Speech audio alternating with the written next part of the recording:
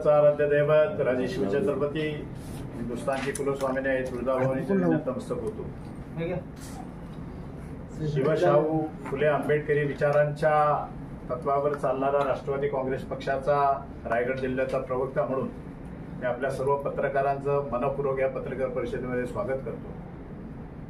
तातडीने घाईघाईने पत्रकार परिषद घेण्याचं नियोजन असं आहे की काल शिंदे गटाच्या एका कार्यकर्त्याने त्यांची भूमिका पक्षाची त्या ठिकाणी मांडली. राष्ट्रवादी काँग्रेस पक्षाची देखील भूमिका जनतेपर्यंत जावी आपल्या माध्यमातून या दृष्टिकोनातून आजची ही पत्रकार परिषद आयोजित केलेली आहे. मी या पत्रकार परिषदेच्या माध्यमामध्ये अनेक वेळा तुमच्या समोर मी बोललेलो आहे, परंतु काही विषय वारंवार तेच विषय चर्चेला येतात. खऱ्या अर्थाने त्यांना उत्तर देऊन मोठं करण्याची माझ्याही मनामध्ये इच्छा नाही, परंतु नाईलाजाने काही खोट्या गोष्टी लोकांच्या पुढे जात आहेत. त्या स्पष्ट कराव्यात, स्वच्छ कराव्यात. नक्की काय राजकारण चाललंय याची कल्पना आपल्या माध्यमातून कर्जत खालापूर मतदारसंघातील जनतेला यावी या दृष्टिकोनातून आजची पत्रकार परिषद आहे. विधानसभेच्या निवडणुकीमध्ये आम्ही पक्षाचा त्याग करू सगळी मंडळी अपक्ष उमेदवार सुधाकर शेठ घारे यांच्याबरोबर त्या ठिकाणी प्रामाणिकपणाने काम. मला या ठिकाणी हेही सांगता येईल की निवडणुकीचा निकाल लागल्यानंतर महेंद्र थोरवे हे आमदार झालेत, आम्ही हारलोय हे देखील अनेक वेळा पत्रकारांच्या समोर आम्ही स्पष्टपणाने मांडले. निश्चित पद्धतीने ते विजयी झाले, परंतु ते विजयी कसे झाले हे विसरत आहे. या पत्रकार परिषदेच्या माध्यमातून महेंद्र थोरवेंना सांगतो की केवळ तटकरे साहेबांच्या आशीर्वादामुळेच तुम्ही आमदार झालेले आहेत हे तुम्ही विसरू नका आणि तुमचे कार्यकर्त्यांनी विसरू नका. जर तटकरे साहेबांच्या मनामध्ये काय काळं असतं, तुमच्या विरोधामध्ये काय राजकारण करण्याची त्यांच्यामध्ये जर इच्छा असती तर तटकरे साहेबांनी पक्षाचा एबी फॉर्म सुधाकर घारेंना देऊ शकले असते. परंतु तटकरे साहेबांनी त्या ठिकाणी राज्यातल्या युती धर्म त्या ठिकाणी पाळला आणि सुधाकर घारेंना शेवटपर्यंत उमेदवारी दिली नाही. आणि मग नाईलाजाने सुधाकर घारे अपक्ष लढले आणि मग अपक्ष लढल्यानंतर त्या निवडणुकीचा निकाल कसा लागला हे सगळ्यांना ज्ञात आहे.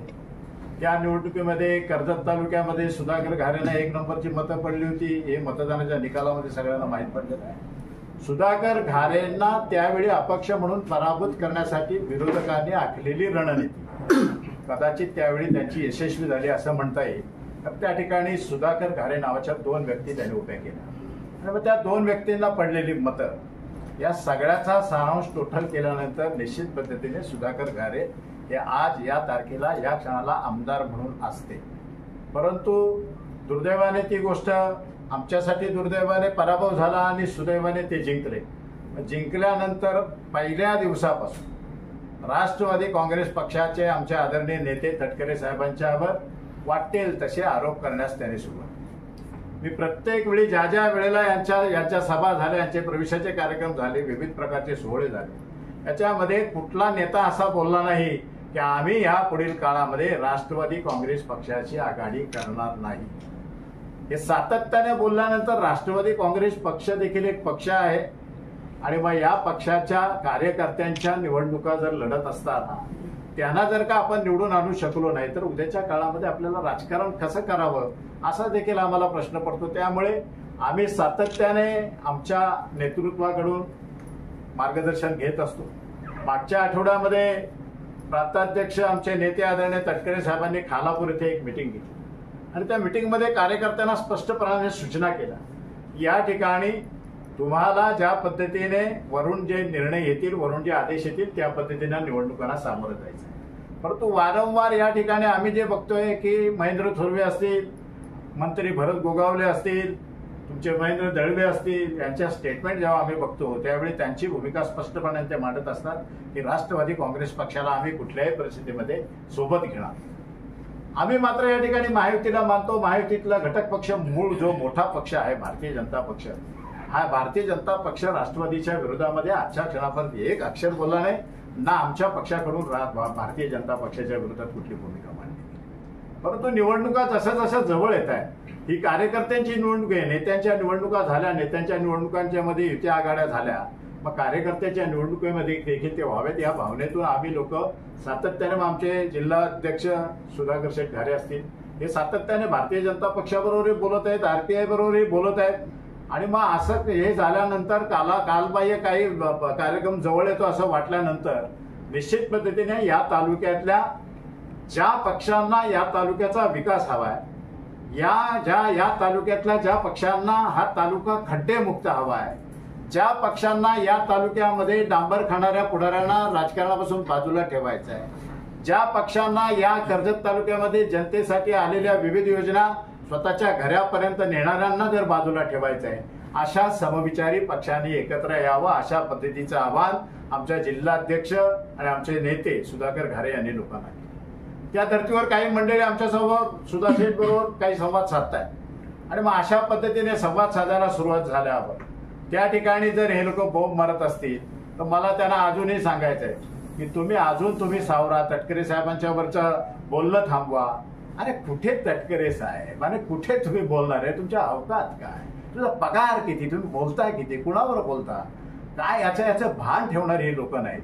माझ्या प्रामुख्याने सांगणं ह्या बोलणाऱ्या सर्वांना आणि महेंद्र थोरवेंना देखील की थोरवे केवळ तटकरे साहेबांच्या आशीर्वादामुळेच तुम्ही या मतदारसंघाचे आमदार झालेले आहात.